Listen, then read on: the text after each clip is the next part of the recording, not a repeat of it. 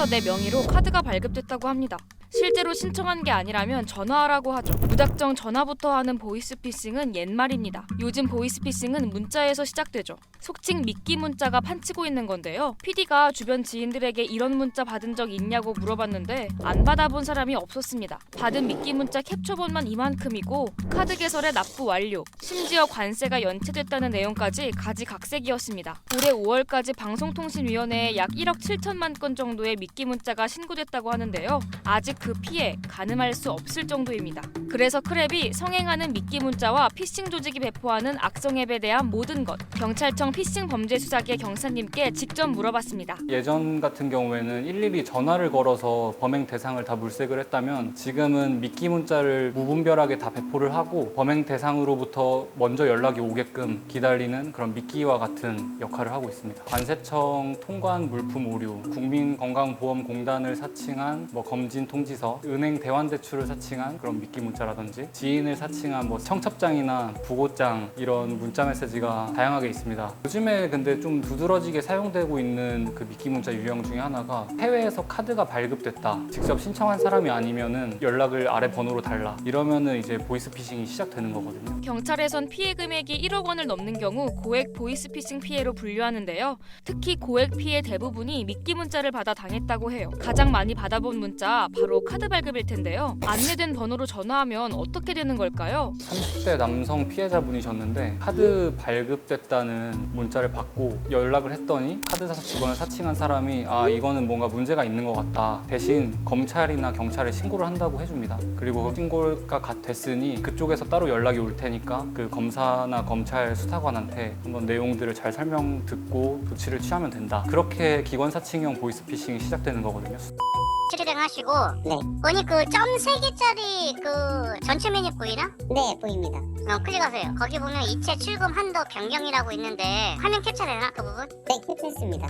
쌀살 보고하세요 지금. 그리고 내가 30분마다 본인 특이사항 보고하라고 했는데 네. 보고하고 있어요? 네, 30분마다 보고하고 있습니다. 본인 정보 맞는지 네. 그렇게 해갖고 진행을 도와드릴 거니까 네. 특이사항 만들지 말고 대기하세요. 여기서 끝이 아닙니다. 이 카드 발급 미끼 문자에 넘어가면 은행 앱을 깔게 만드는데요. 두 아이콘의 차이 보이시나요? 색 조합도 폰트도 유사해 보이는 두 어플. 왼쪽은 피싱 조직에서 만들었고 오른쪽이 진짜 은행사에서 개발한 어플입니다. 시중 은행 앱이나 보안 앱을 똑같이 아이콘을 본따서 만드는 앱들이 있어서 그 실제와 아닌 게 구분이 안 됩니다. 그 아이콘에 들어갔을 때 개인정보를 입력하는 칸이 있어요. 칸을 입력하면서 개인정보는 자동으로 빠져나가고. 악성 앱 설치 생각보다 심각한 게요. 개인정보 갈취는 물론이고요. 이를 넘어선 또 다른 문제가 있다고 합니다. 혹시 영화 스마트폰을 떨어뜨렸을 뿐인데 아시나요? 한 여성의 핸드폰을 습득한 남성이 몰래 악성 앱을 설치해 여성의 핸드폰으로 모든 걸 제어하는 내용인데요. 이런 일이 실제로 일어나고 있다는 겁니다. 가장 무서운 기능 중에 하나가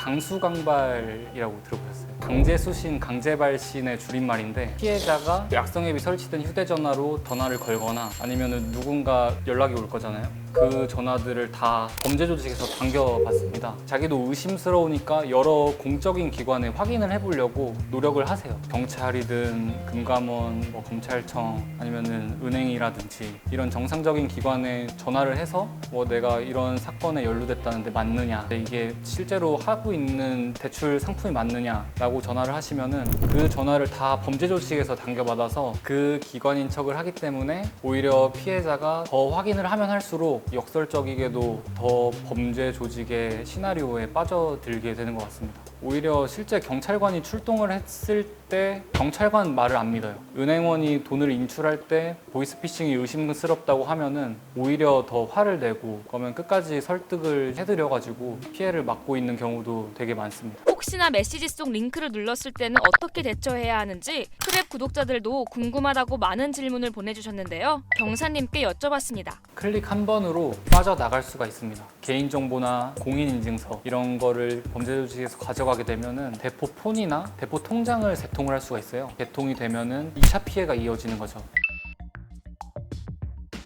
이 URL을 클릭을 하시면 악성 앱이 설치가 될 수 있기 때문에 비행기 모드나 휴대전화 전원을 차단을 하시거나 공식 백신 앱 있잖아요. 그걸로 악성 앱 설치가 되었는지 확인을 하셔서 대응을 하시는 게 좋을 것 같습니다. 112에 신고를 하시면은 저희가 데이터들을 통해 가지고 전화번호를 차단하는 업무도 하고 있으니까 신고를 해주시면 감사하겠습니다. 설문조사 결과 90% 이상이 보이스피싱에 대해 잘 알고 있다고 답했는데요. 하지만 전화가 아닌 자연스러운 미끼 문자에 속수무책 당한다고 합니다. 결국 본인이 보이스피싱에 당했다는 생각에 더욱 자괴감에 빠지게 되고요. 보이스피싱 피해자를 비난하는 경우가 되게 많아요. 누구나 아는 수법인데 왜 당하냐. 그 피해자를 비난하기보다는 나도 피해자가 될 수 있다라는 그런 경각심을 좀 가지는 게 좋지 않을까 싶습니다. 또 신한은행 후원을 통해 실시하는 보이스피싱 제로 사업은 전기통신 금융사기 피해자에게 생활비 지원과 심리상담, 법률상담 지원도 하고 있는데요. 사업 시작 이후 매달 평균 400에서 500명 정도의 피해자가 지원하는 만큼 신청률이 높은데요. 보이스피싱으로 경제적, 심리적 어려움을 겪고 있다면 주저하지 말고 보이스피싱 제로 사업에 도움을 청하는 것이 중요하다고 합니다. 보이스피싱 제로 사업과 관련한 도움이 필요하시다면 본문의 더보기를 눌러 보이스피싱 제로 사업을 살펴보시면 좋을 것 같습니다.